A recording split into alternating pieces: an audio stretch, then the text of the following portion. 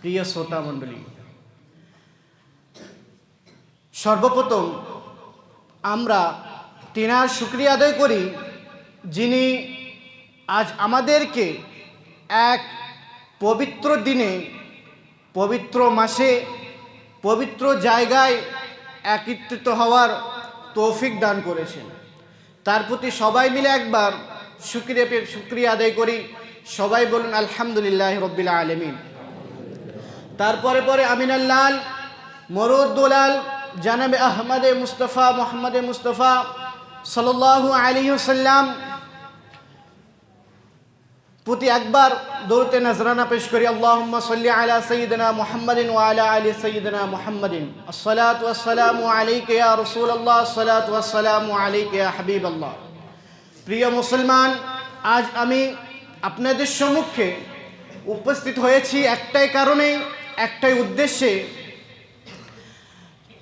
যে আমি আজ আপনাদের সম্মুখে রোজার বিষয়ে কিছু আলোচনা করব। অর্থাৎ রোজা কি, রোজার প্রকারভেদ কয়টি এবং রোজা কি কি কারণে ভঙ্গ হয়ে যায়।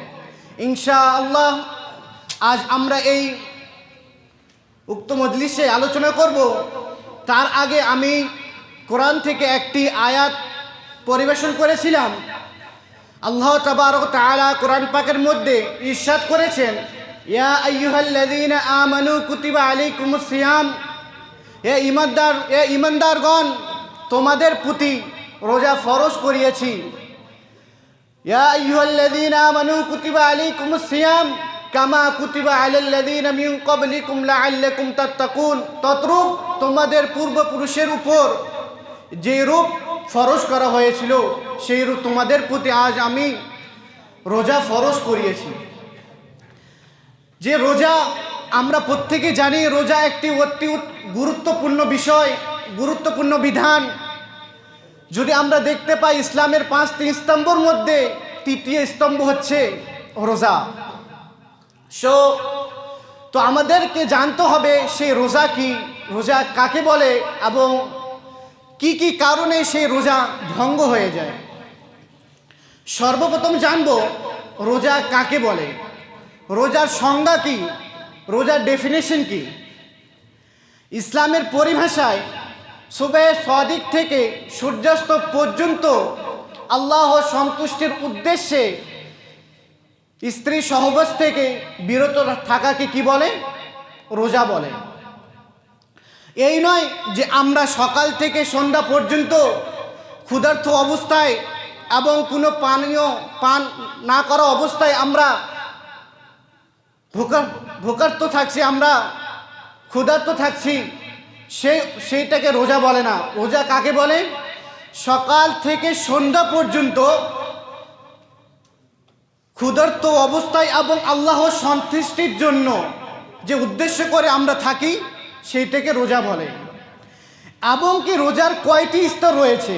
সাধারণত আমরা দেখতে পারবো রোজার 3টি স্তর রয়েছে। কয়টি? 3টি স্তর রয়েছে। যে প্রথম স্তরটি হচ্ছে সাধারণ মানুষের রোজা। সাধারণ মানুষের রোজা কি? সাধারণ মানুষের রোজা হচ্ছে খাওয়া দাওয়া ত্যাগ করে দিবে এবং কি যৌন সম্পর্কে সে তার থেকে বিরত থাকবে। এই হচ্ছে সাধারণ মানুষের রোজা। খাওয়া দাওয়া ত্যাগ করে দিবে, পানীয় ত্যাগ করে দিবে এবং কি যৌন সম্পর্কে কিছু কাজকর্ম সে ত্যাগ করে দিবে, বরং তিনার হাতের দ্বারা এবং তিনার অঙ্গ প্রত্যঙ্গ দ্বারা তিনি কি করবেন? অন্য কিছু কাজ করে থাকবেন। এই হচ্ছে সাধারণ মানুষের রোজা। দ্বিতীয় স্তর হচ্ছে নেক বান্দাদের রোজা। নেক বান্দাদের রোজা কি? নেক বান্দাদের রোজা হচ্ছে যে এটাই চোখ, পা, কান, সব কিছু আমাদের শরীরে যতগুলি অঙ্গ রয়েছে সব কিছু অন্যান্য অঙ্গর দ্বারাই গুনাহ থেকে বিরত থাকা। মানে কোনো কিছু আমাদের যে শরীরের অঙ্গ রয়েছে সেই অঙ্গ দ্বারা আমাদের কোনো কিছু গুনার দিকে যাবে না বা আমরা কি করব? গুনাহ করব না। সে হচ্ছে নেক বান্দাদের রোজা। এবং কি তৃতীয় স্তর হচ্ছে বিশেষ ব্যক্তির রোজা। বিশেষ ব্যক্তির রোজা কি?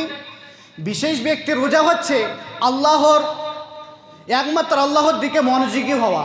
অর্থাৎ তিনার সেই বান্দারা যে সবসময় রোজা আছেন এবং কি খাওয়া দাওয়া তো ছেড়ে দিয়েছেন, নিজের শরীরের অঙ্গ দিয়ে গুনাহ দিগিতেও যাচ্ছে না, এবং কি সবসময় তারা কি করবেন, আল্লাহর জিকিরে মাশগুল থাকবেন, মগ্ন থাকবেন।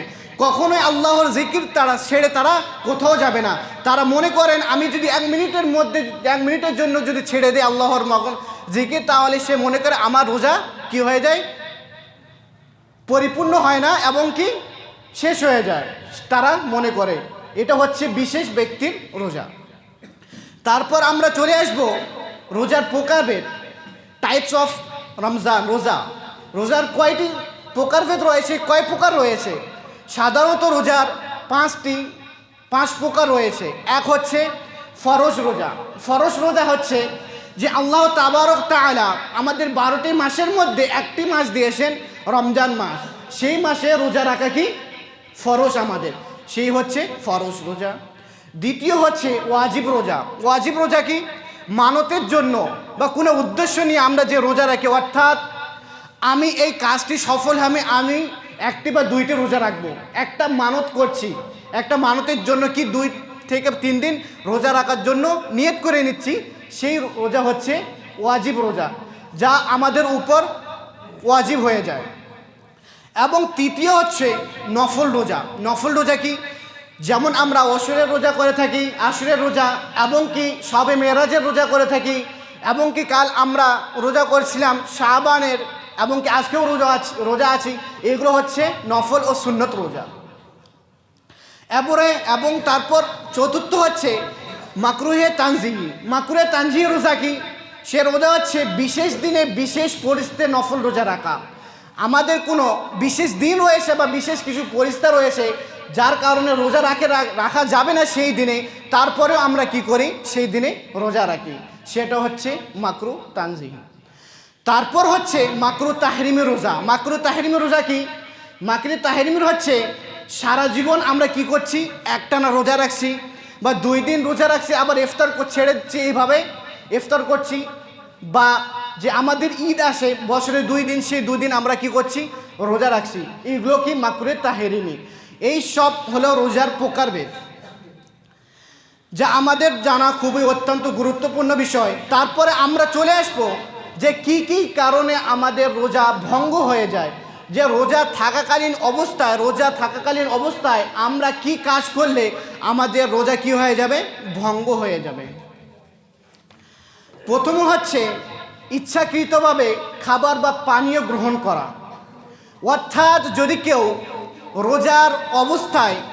রোজার হালাতে কোনো ব্যক্তি ইচ্ছাকৃতভাবে খাবার বা পানীয় গ্রহণ করলো এবং কি তার রোজা কি ভঙ্গ হয়ে গেল, সে ইচ্ছাকৃতভাবে কি করলো, রোজার অবস্থায় পানি বা খাদ্য কি হলো, গ্রহণ করলো, সেই সময় কি হবে, তার রোজা ভঙ্গ হয়ে যাবে। এবং যদি কেউ কোনো ব্যক্তি অনিচ্ছাকৃতভাবে, অর্থাৎ তার মনে না থাকায় কি করলো, কোনো এক সময় সে জলপান করে নিল, কারণ সে ইচ্ছাকৃতভাবে সেই কাজটি করেনি, বাট সে অনিচ্ছাকৃতভাবে সেই জল পান করে ফেলেছে, তখন সেই সময় তার রোজা কি হয়ে যাবে, ভঙ্গ হবে না।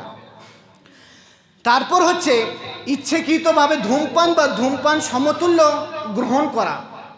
আমরা অনেকেই দেখে থাকি যে অনেকেরা রোজা আসে, রমজান মাসে রোজা আসে, সেই অবস্থায় তেনারা কি করছেন, বিড়ি খাচ্ছেন, সিগারেট খাচ্ছেন, পান খাচ্ছেন, তাম্বাকু খাচ্ছেন।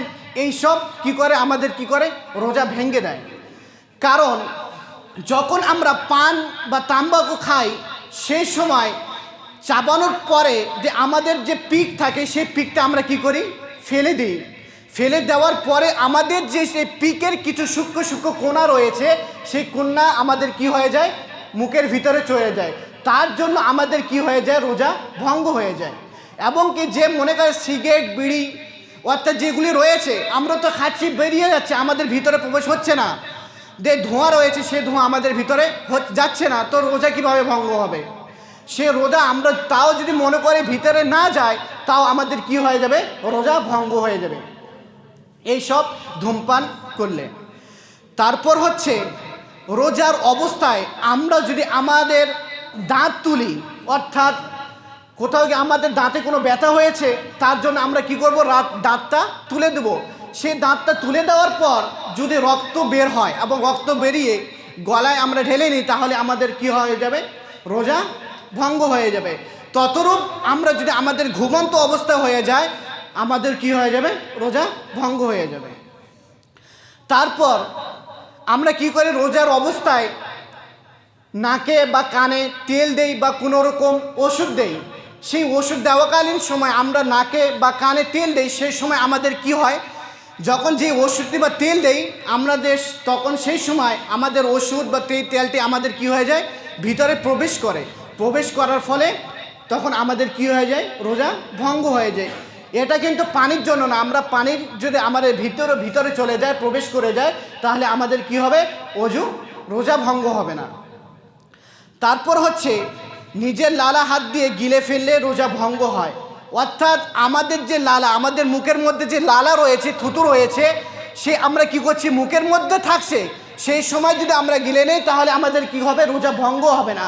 তারপর যদি আমরা কি করি, সেই লালা সেই থুতু আমরা বের করে হাতের মধ্যে রাখি এবং হাত থেকে আবার আমরা যদি গিলে খেয়ে নিই এবং সেই যদি আমরা মুখের ভেতরে প্রবেশ করে যায়, সেই সময় আমাদের কি হবে, রোজা ভঙ্গ হয়ে যাবে।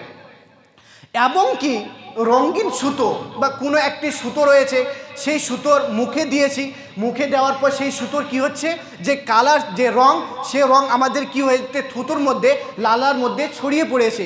এবং সেই থুতু এবং সেই লালা যদি আমরা গিলে খাই এবং যদি আমাদের ভিতরে প্রবেশ হয়, তখন আমাদের কি হয়ে যাবে, রোজা ভঙ্গ হয়ে যাবে।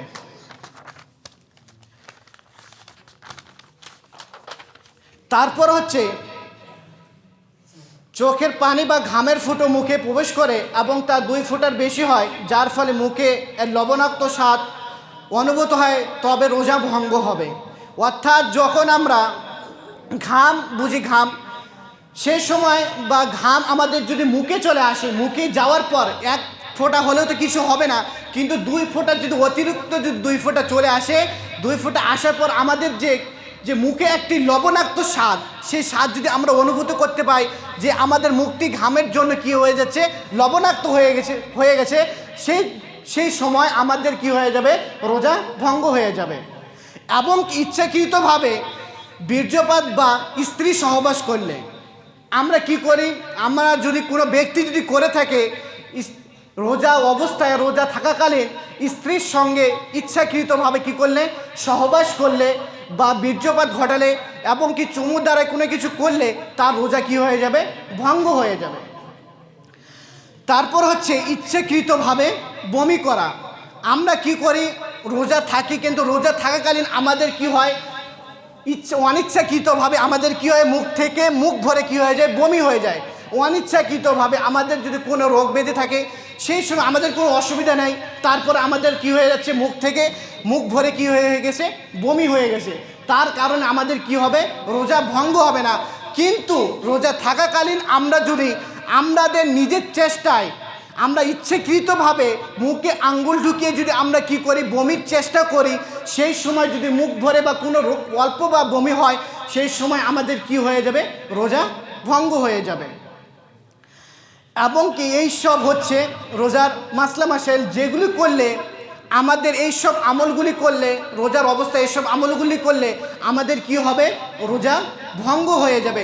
তো অর্থাৎ আমাদেরকে সতর্ক থাকতে হবে এই সব আমলগুলিকে আমাদেরকে জেনে রাখা খুবই অত্যন্ত গুরুত্বপূর্ণ প্রয়োজন, যে এগুলো কাজ যদি আমরা রোজার অবস্থায় বা রোজার হালাতে করে থাকি, তাহলে আমাদের কি হয়ে যাবে, রোজা পরিপূর্ণ হবে না, রোজা কি হয়ে যাবে, শেষ হয়ে যাবে।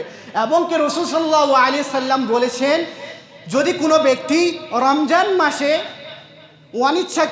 ইচ্ছাকৃতভাবে একটি রোজা বা ছেড়ে দেয়, সে রোজার জন্য সে সারা জীবন যদি রোজা রাখে, সে রোজার যে সওয়াব রয়েছে, সে রোজার যে ক্ষতিপূরণ রয়েছে, সে কখনো পরিপূর্ণ করতে পারবে না।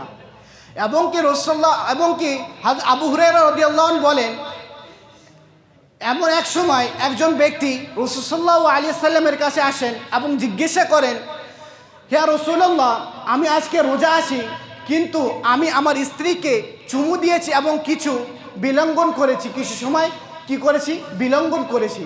সেই সময় রাসূল সাল্লাল্লাহু আলাইহি সাল্লাম সেই পুরুষকে বলল, তুমি কি একটি দাসীকে মুক্ত করতে পারবে?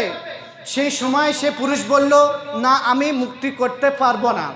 তারপর রাসূল সাল্লাল্লাহু আলাইহি সাল্লাম বলল, তাহলে তুমি 60টা ধারাবাহিকভাবে কি করো, রোজা রাখো, 60 দিন ধারাবাহিকভাবে রোজা রাখো। তারপর সে বলল, আমার দ্বারাই 60টি ধারাবাহিকভাবে রোজা রাখা সম্ভব না।